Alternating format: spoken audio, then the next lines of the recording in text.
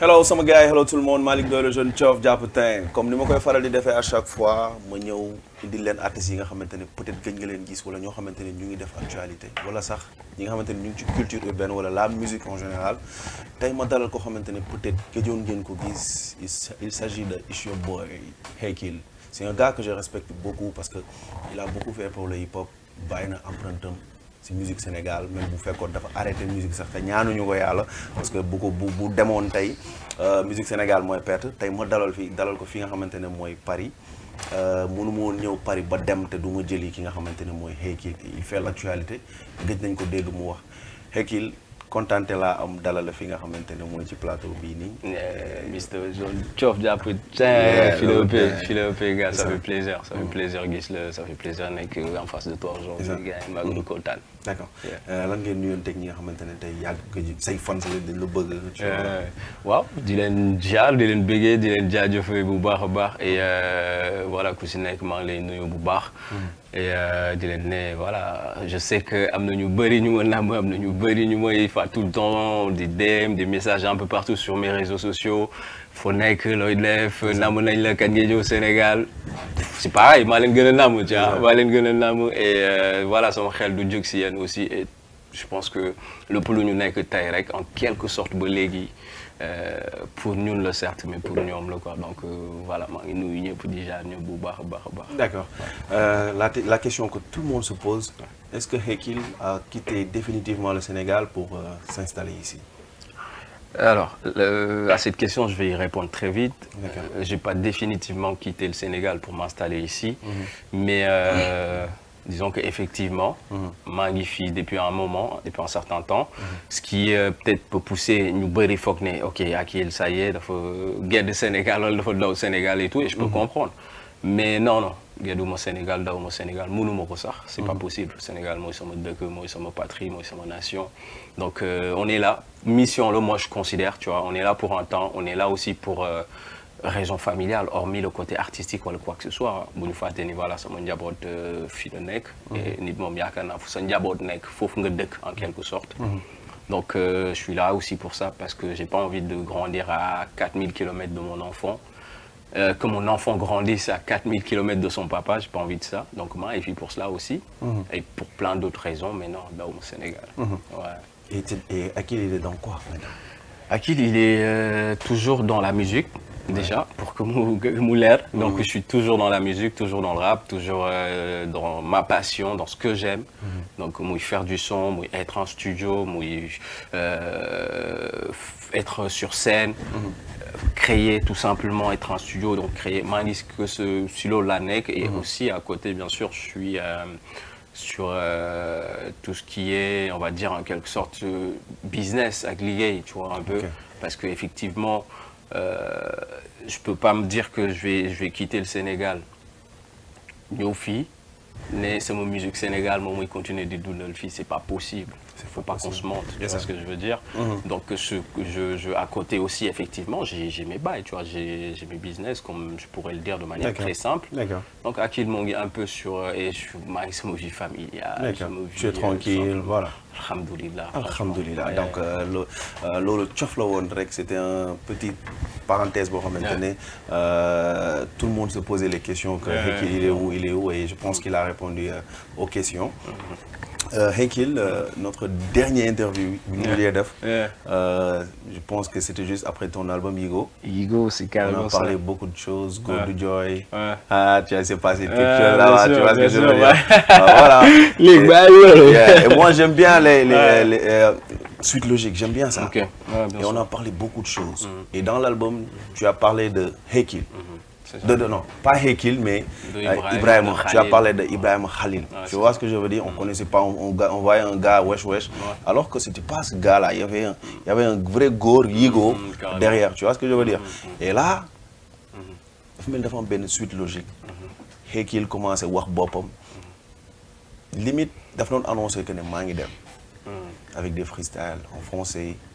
mën nga ñu wax transition boobu parce que boo jógee ci wax góor man maay kat après nga commencé dem certes vie bi mu ngi lay yóbbu ci leneen sa jabar ak sa doom ñu ngi kaaw exactement mën na ñëw ci suite logique boobu parce que man ak yow interview boobu suite logique la woon ñu taxaw nga demaat C'est ça. Non, mais en vrai, c'est très intéressant ce que tu es en train de dire. Et effectivement, aujourd'hui, avec du recul, aujourd'hui, avec le temps qui a passé, effectivement, quand je repense à Yigo, album Yigo, je me dis, ouais, c'était un album prémonitoire, un peu. Dans le sens où l'album, le projet, le dafa amon lu muy annoncé, en fait.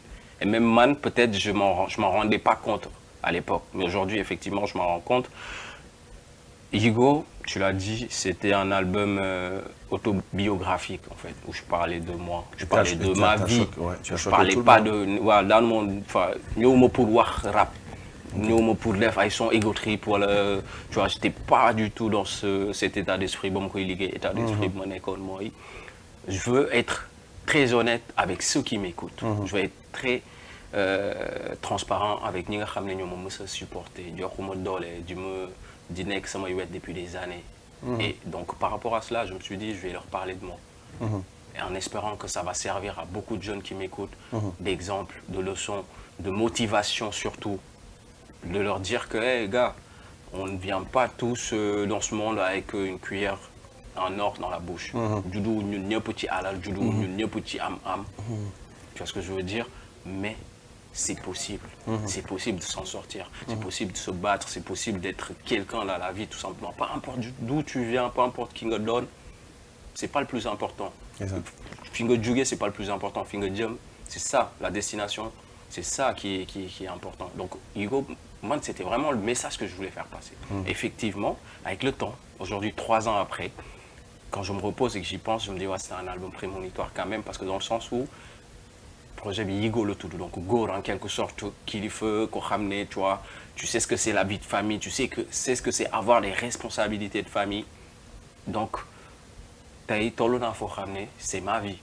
C'est la vie d'un père de famille, c'est la vie d'un responsable de famille. En fait. Exactement. Il doit gérer en fait. Il doit gérer. Et par rapport à cela, tout le monde faut ramener état d'esprit khalé bi la. Moi, état d'esprit khalé, ce que je veux dire par là, moi, dans mon école qu'on ramener, comme beaucoup d'artistes, je crois, à une période de ta carrière, da ngay déglu lu bari. Ñuy wax autour da ngay déglu public bi lu bari. Le public bi bëgg ngay def sax daanaka. Le public bi joxoñ foofu ngay jëm aussi, tu vois ce que je veux dire? Dama tolloon état boobu noonu, mais ba ma demee ba egg stade de Yigo, stade de kilifa bi, c'était plus ça, c'était plus man, maintenant c'est moi qui prends mes décisions. Maintenant c'est moi qui décide de fu ma bëgg dem. Maintenant ni ma bëgg top ñoy top. Ni ma bëggul top, je les comprends. Tu l'as dit, tu l'as dit qu'ils sont, je trouve pas le bar 4000 km, tu l'as dit, hein. Ouais. C'est toujours reposant, Galsen. Même si je rappe en FR, c'est carrément ça, ça va pas changer. Aucune peine, même ceux qui me suivront. Ceux qui ne me suivront pas, je suis blessé, ambitieux et fier de... Galsen est ambitieux, fier de l'être. Ouais. Non mais c'est ça, aucune peine pour ceux qui ne me suivront pas en fait, dans le sens où... C'est ça, demande en fait comment monte paye dans Déglou des années en arrière, parce que effectivement rap Galsen, Olaf là dans rapper, parce qu'effectivement ben style de son là dans def, ils aimaient beaucoup. Me dembe ben moment j'évolue, def lenen. Gisatuñ ci seen bopp sentiruñ seen bopp retiré wu wala téye seen bopp wala sax di am nañu ci dal sama kaw parce que ouais pourquoi tu fais ça, pourquoi ngay rap en français cassé, pourquoi ngay def style de son yi cassé, duma leen mere en fait. C'est ça que je veux dire par là, j'ai plus de nekkatuma dans cet état d'esprit boo xam ne j'ai de la peine wala j'ai ben taxawaay de saraxu ngir yàlla topp leen ma quand même ngir yàlla. Tu fais ce que tu as à faire, après ku la topp na la topp. Mais quand même, je voudrais bien préciser, mais sans arrogance en fait. C'est vraiment dans un état d'esprit très sain, en mode, hey, gars, moi c'est ça que j'aime, c'est ça qui me fait kiffer. Et tu ne regrettes pas? Pas du tout. Parce que gis naa la ci benn interview nga ne tu as perdu des fans. Et ça a impacté sur les vues. De fou. Tu en as les 50, les 50 sont partis et tu es là pour chercher les autres 50 qui sont C'est exactement ça. Et en vrai, est-ce que je les cherche même? La vérité, c'est que effectivement, moi j'assume dans le sens où je savais dès le départ, parce que j'ai essayé, j'ai vu un peu tester na xol ok bu ma defee style de son yi nii dinaa perte lii bu ma defee style bi plutôt au contraire nit yi dañuy bëri mais au lieu me top le fait que ok marketingment parlant wala par rapport ak vue wala par rapport ak chiffres yi tout simplement ma def dara ndax loolu non j'ai suivi plutôt mon cœur, j'ai suivi ma tête, ce que j'avais envie de faire, ce qui me fait plaisir, surtout d'abord moi, et je l'ai fait en sachant que il y aura des conséquences, et parmi ces conséquences la plus visible moi la chute drastique de mes statistiques. Et je l'accepte, mais avec beaucoup d'humilité, en me disant que c'est normal, tu vois, c'est ñoo xam ne la dañ fi nekkoon pour benn style de son, ñoo xam ne la dañ fi nekkoon pour benn peut-être Akil bi, mais Akil boobu noonu, il a grandi, il a évolué, il est passé à autre chose. Maintenant, en espérant que dina leen neex, mais si jamais dafa am ñoo xam ne neexu leen wala doyatu leen, je comprends aussi. Il n'y a pas de souci, mais moi, voilà, je fais quand même ce que j'ai à faire et j'apprécie de fou. Il y a des choses que tu regrettes au Sénégal. C'est quoi? Par exemple, les clashs.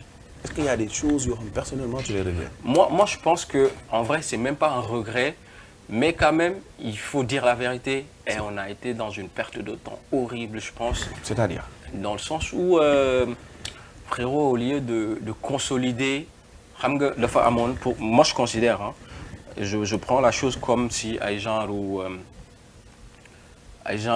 poteau solide lañu amoon benn poteau bu artistes yi laay wax rappeurs yi donc am nañ benn rappeur boo xam ne comme poteau la bu solide bu fi nekk beneen comme poteau beneen on est 4 en quelque sorte du solide au lieu ñun ñëpp ñu taxaw pour soutenir bien fondation bi pour le toit mu bañ a écrouler wu donc là on se donnait la force parce que ku si nekk da ngay taxaw sa position pour jàpp toit bi mu bañ a daanu toit bi mooy le rap Galsen ñun ñëpp on s'est plutôt mis à se bagarrer entre nous, les poteaux. Et ce qui s'est passé, pour moi, c'est qu'en ces moments même, si jamono bobu ñu koy def, affaire day jax, nit yi dañuy kontaan, mais derrière, ngay gis les conséquences que ni ça rapporte rien. En termes d'argent. Mais qu'est-ce que ça rapporte? En fait, je parle même pas d'argent. Qu'est-ce que ça rapporte par rapport à l'évolution concrètement du rap, en fait? C'est très bien, moi je suis un rappeur, je kiffe ça, man, j'aime beaucoup les clashs, nanani, tout ça. Mais on en a trop mais on est trop, en fait. exactement. Mais d'accord, moi le beaucoup sax tuddu ay tour mais Dip Doundou Guiss wax na ko récemment bi mu toogee ci benn plateau mu ne tey il faut gars yi di def ay featuring xam nga am na yenn yoo xamante ne sax amaana rafetul en fait. Tu vois yéen ñëpp dafa mel ni commencé ngeen prendre conscience ci affaire boobu nag. Gars, on n'est plus des gamins. OK. Demb xamu barki demb j'ai traîné sur Instagram et j'ai vu que anniversaire Canabasse là il a 40 ans. Gars, ça m'a choqué. Il a mel ni dañ ma dóor cour poigne en fait quand j'ai vu Canabasse, il a 40 ans. J'ai dit waouh. C'est ça. J'ai dit waouh parce que dans le sens où man sama biir bopp ba tey Canabasse, c'est le Canabasse en 2009. En 2010, man, dans ma tête, en fait, c'est un peu ça. Ouais. Donc, un jeune gars qui est là, Joe, explosé l'up.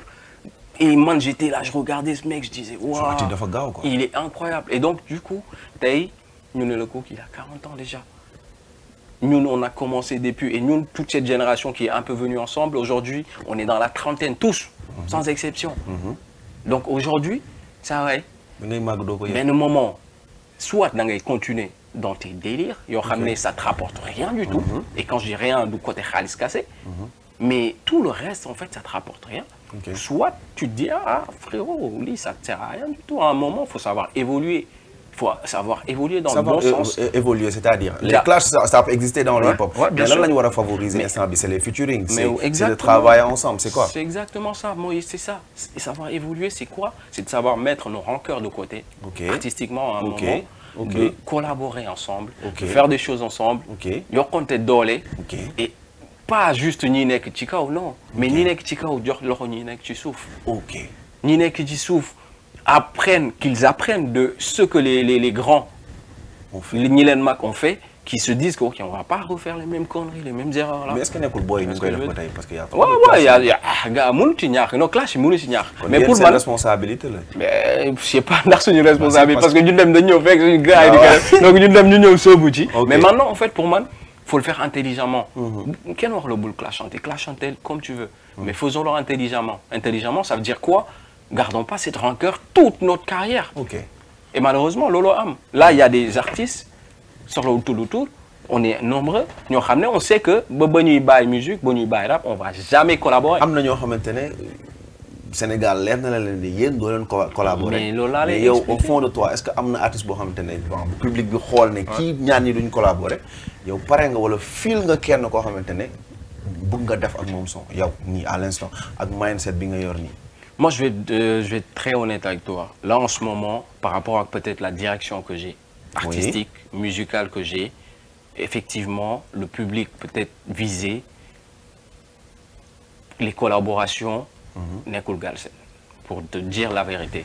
Les collaborations que je cherche à faire du Sénégal, en toute honnêteté. D'accord. Mais par contre, j'ai aucun problème. C'est là où je voulais en venir. Ça veut dire qu'aujourd'hui, quand même, je pense que Tolona les gars, j'ai plus ce souci de me dire sous il y a l'opportunité de faire un son avec un tel ou un tel. Nous filco bien sûr, on va le faire. Et je ne te parle même pas d'un big star, voilà. Non, boy, voilà, qui que ce soit. Le plus important, c'est que je kiffe ce que tu fais. On va le faire. Il n'y a aucun souci. Vous allez le faire.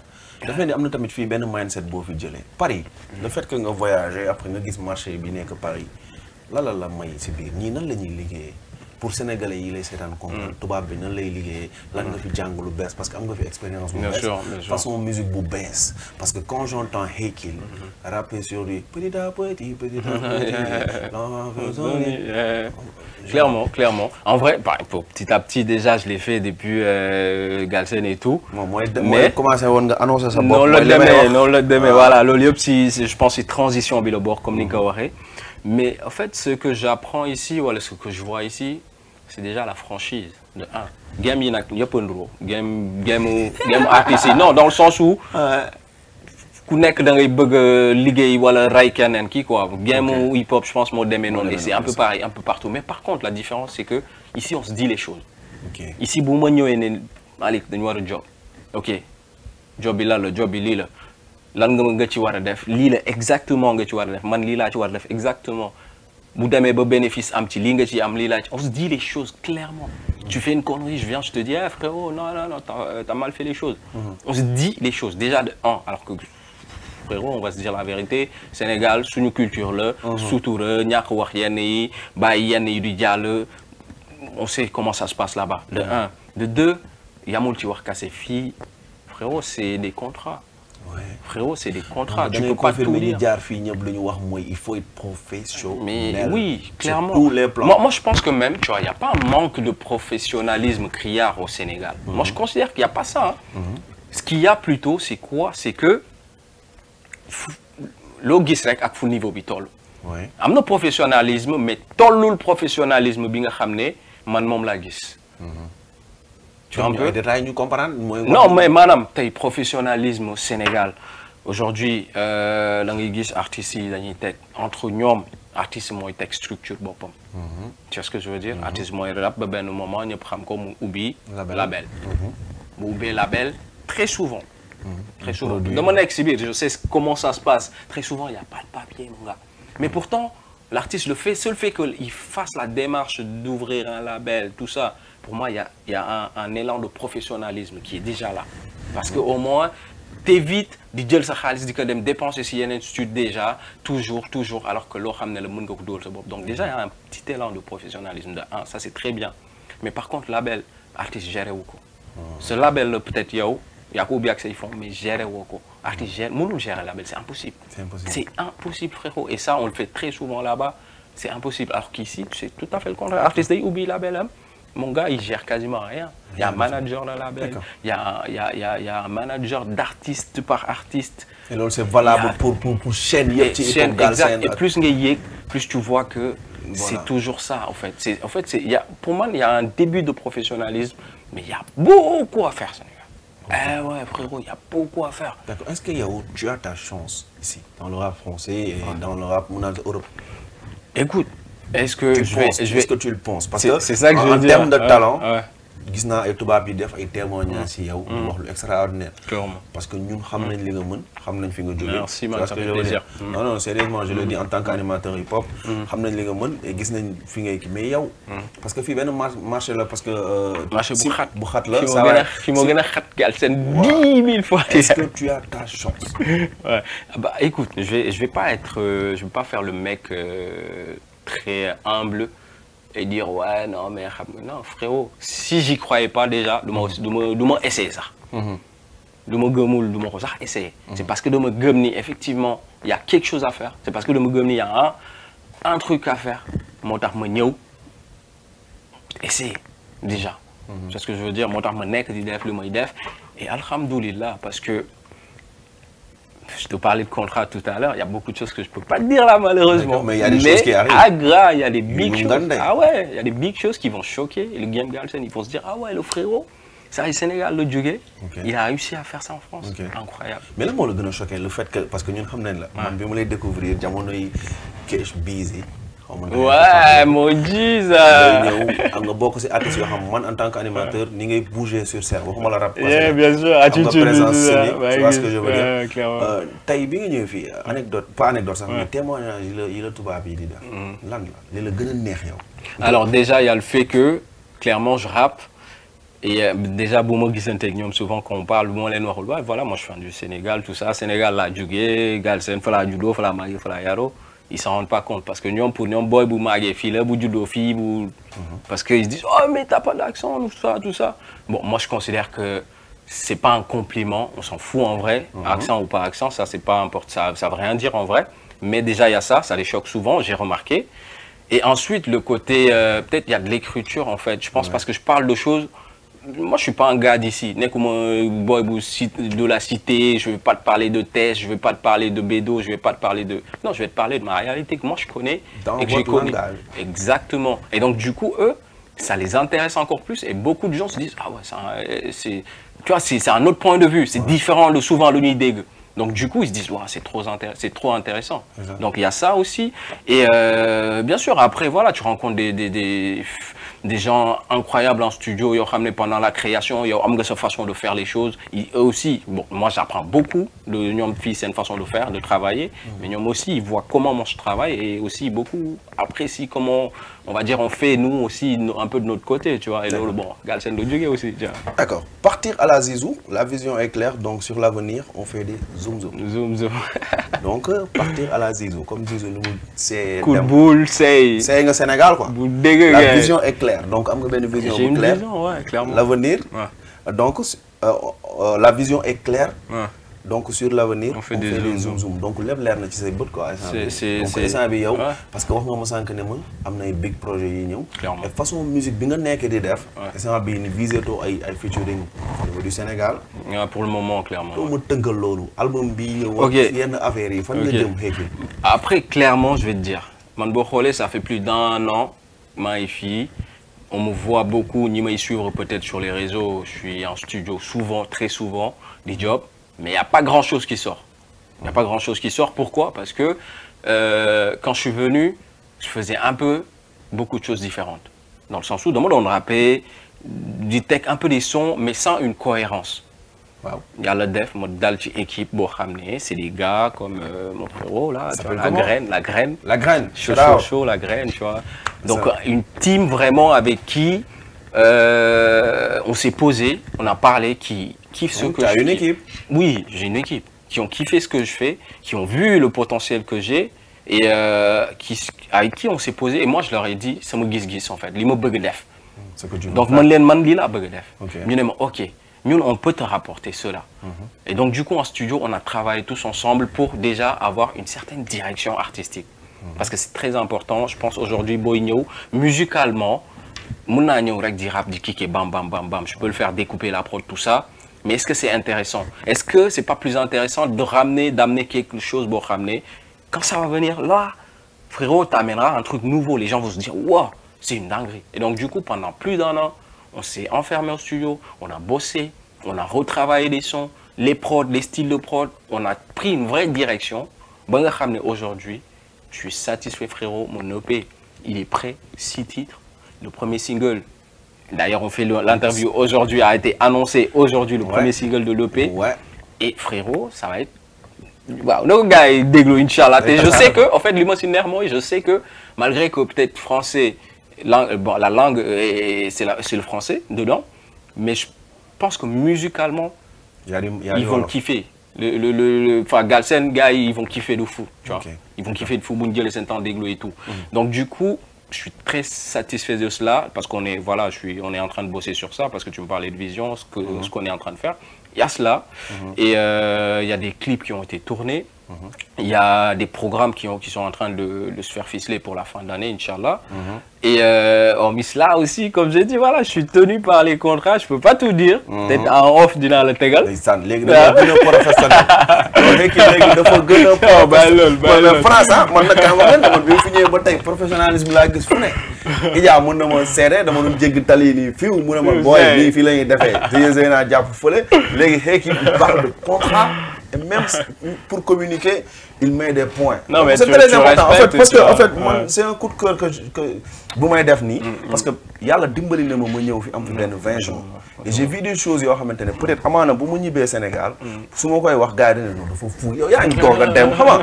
et je viens de comprendre ñu si bëri. te artistes yi Sénégal ñu si bëri. ñu ngi comprendre maa ko tey laaj ko ay clash maa ko tey laaj ko leneen. Dip wax na ko kii wax na ko yeneen ak ñeneen wax nañ ko. te ñu ngi génn si woy boobu ñu ngi wut ay collaboration ñu ngi jéem a def parce que tey fii. ak nu mu mënti demee. dinañ la jàngal professionnalisme dinañ la wan ne moytul lii defal lii ñu bëri ñu ngi bàyyi sax am na ñoo xamante dañuy bàyyi hip hop bi bàyyi musique bi en général parce que xam nga la moo tax problème de mentalité la nekkatul sax ay problème de président bi moo war a changer réew mi mais affaire boobu mooy wàcc ba ci suñu musique dañu war a bàyyi xiiroo beeg ŋaayoo bi ñu liggéey ku nekk liggéey bañuñu concurrence ah mais concurrence bu seen ba pare ñu teg ko ci kaw liggéey bàyyi futilité yi et je suis fier su may dégg man maa ko tey en tant qu'animateur maa koy tey mel ni ko xamul di ko poser ay questions yoo xam ne dama koy piquer et que moom mu wax et lii coup de cœur la rek pour moom mu wax et je le soutiens mënu ma woon ñëw ba fii ba dem te du ma la laaj donc tu as parlé des projets tu as parlé de beaucoup de choses comprendre nga donc tey avant ñu tëj rek deux questions rek beneen bi mooy nee nga pare goo wax nga lépp si projet yi et tout mais tey est-ce que pare nga pour jàppale say artistes sénégalais tey muy wan muy keneen ak keneen même ñi nga xamante ne amoo leen jàmm sax pour envoyer un message ne la saa yi boo defoon genre direction artistique bii wala nga gën a professionnel côté bii est-ce que pare nga pour def ko même ñi nga amalul jàmm muy say rakk ak say mag yow bon alors je veux pas parce que xam nga peut-être effectivement am na ñoo koy sekkal c'est très facile pour ngeen di waxante ok parce que par exemple tudd nga wan moom mun naa wax ni déglu na son projet bu génnagul man déglu naa projet bu génnagul parce que toutes les semaines on s'envoie des sons day def son yónnee ma ko me déglu, je lui donne son avis. Même direction bi la commencé di jël. Et vice versa. Et donc du coup moom c'est que nañ loolu xam nga mais keneen aussi ku la ubbil buntu yooyu man ku ma aussi ko mënta ubbil sama xalaat musicalement parlant je suis pas un professionnel non plus gënuma ay kenn peut-être j'ai ma vision des choses et je pourrais te dire ah man de li ma xalaat ci yow ak comment tu es en train de faire peut-être boo defee nii boo defee ne ça peut être encore pas mal.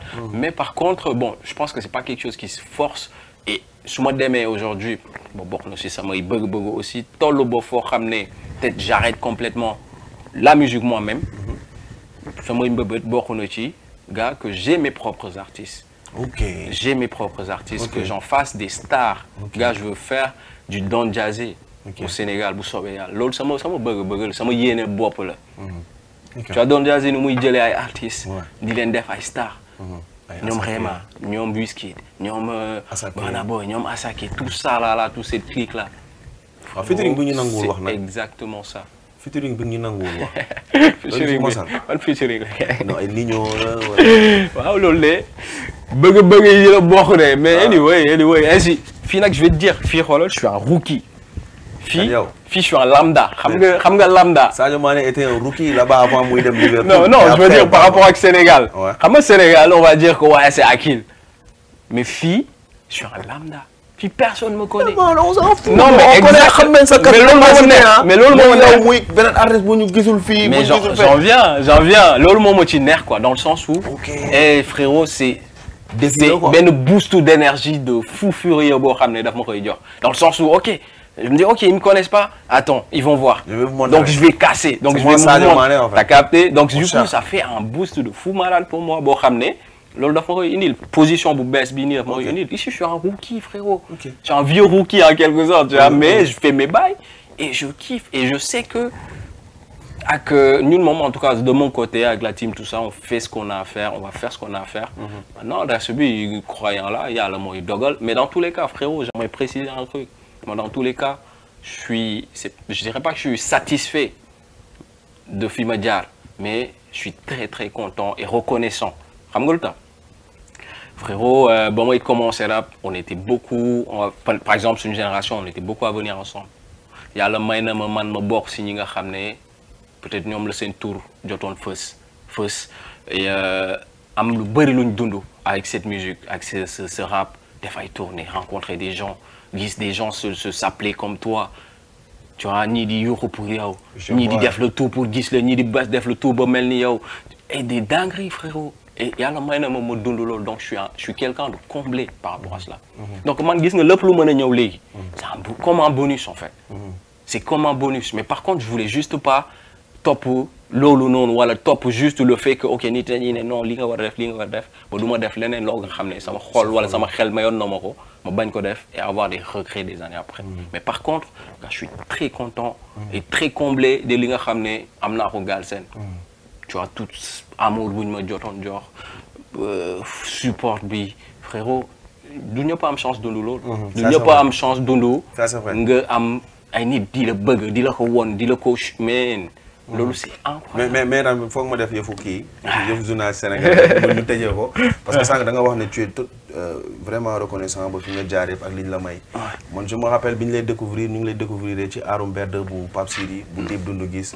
certes problème am na seen diggante y a eu beaucoup de bail ak tey mindset bi nga yor nii tey boo amoon looy wax ci parcours boobu noonu lan lay nekk quand tu dis parcours j'ai pas compris tey amoon ngeen problème léegi nekkatoo si bàyyi yooyu parce que si yo comprends bien suba bu featuring taxawoon seen diggante sax si li ma comprendre peut-être mun na bañ a nekk loolu est-ce que pare nga tey pour defaat bu moom am na benn mindset moom am na yow tamit am nga benn mindset featuring ak moom mun na nekk wala alors musicalement je sais pas j'en sais rien du tout mënuma la wax li nga xam ne moo ci moi j'ai pas en tout cas comme je t'ai dit man c'est bon frérot je suis passé à autre chose dans le sens où j'ai plus de rancune en fait j'ai plus de rancune j'en avais à benn période contre des rappeurs des artistes et tout maintenant ça y est non je suis passé à autre chose mais musicalement donc c'est pas moi qui décide de ce qui va se faire mais humainement par contre frérot yàlla bu defoon suba ñu mbëkkante j'aurais aucun problème à lui dire mon gars comment ça va machallah liggéey bi rafet na machallah boobu ba léegi voilà et tout et c'est muy moom muy BMJ muy kii Karbala ndeysaan neexoon na Karbala c'est mon gars sûr ouais Karbala c'est mon gars Karbala moi le mais c'est mon gars c'est mon gars non ñooñu ay Karbala say man xeexu njaago c'est mes grands ñoo xam ne la j'ai ñoom si ñoom laa doon traîner en fait ñoom Azou ñoom Tiga ñoom frérot donc mënu y a pas de souci en fait et ñëpp ñu nga tudd comme je t'ai dit humainement frérot c'est bon je suis passé à autre chose je pense que fii lekk voilà xam yàlla di tudd may bàyyi la musique wala di nekk ci leneen je pense que inchallah ma ñaanam tout ce qui est clash tout ça là frérot ça sera plus dans mes perspectives en fait honnêtement donc ñoo ko déggandoo xekkil temps bi xoj nañu plaisir la ma dal yàlla moo waxoon ne Paris la ñuy daje si studio jaaree mu fi ngay jaar yéemu jaaree mu comprends nga donc du coup di bëgg ñëpp ñu nekk si ginnaaw muy yaa DJ Zeyna ñu xaar ma ba heure bi yow aussi maa ngi lay remercier te man comme ku ma xam en tant qu'animateur drapeau Sénégal moom tu vois ce que je veux dire mu bëgg hip hop su ma gisee ñëw ba fii je dois rentrer après demain dinaa def lu def dara comprendre voilà donc ñu ngi lay ñaanal sant bi yow bokk nga si suñuy Sadio Mané comme yow doog a débuté keneen gars yi dañuy yokk doole de gars yi yokk doole bu baax il y a de belles choses qui arrivent inchallah man sentir naa loolu je le sens léegi nag ñuy xaaraat beneen suite logique bi parce que yigoo lañ commencé ñëw nañ fii ñu ngi xaaraat pour la suite déjà projet bi ñëw il s'appelle comme ça pour la suite ça dit tout tu vois ça dit tout c'est pour la suite PLS capté et le normalement xam naa bu kii bi di génn oro fekk génn na le premier single allez check ça allez écouter et voilà yaa bëgg na te dina fekk sax je pense les annonces aussi génn nañ yi ñu fi waxul donc gars yi voilà y a plein de choses qui arrivent d'accord donc ñu ngi lay jaajëfal jaajëf Malick et kontaan ci yow bu baax frérot t'es un bon machallah merci beaucoup jaajëf donc mënuma terminer lii te du ma remercier quelques personnes yoo xamante ne tey muy ñi ma dalal France muy Dams Prod bi tëggoon concert u début ba ma ñëw fa présenté ko moom permettre tey mën ma ñëw France di remercier ki nga xamante ne mooy Kati ak jëkkëram Mami Cruz aussi liggéey na si lu bëri pour tey man ma mën a ñëw présenter concert du Dip bi. Idja je l'ai dit parce que bokk na tamit si ñi ma dalal France war na ma dëkk bi DJ Zeyna ñëpp jaariyee mu mi ñu jox tey fii nii pour ñu mun fi def affaire yi te je pense que du yem fii nii yëpp donc maa ngi big up ñëpp sama séjour France neexoon na maa ngi ñibbiwaat Sénégal liggéey xam nga liggéeyaat ñëwaat hip hop Galsen moo ñu yor musique sénégalaise moo ñu ñor Malick Ndoye le jeune Thiof jàpp tey waaw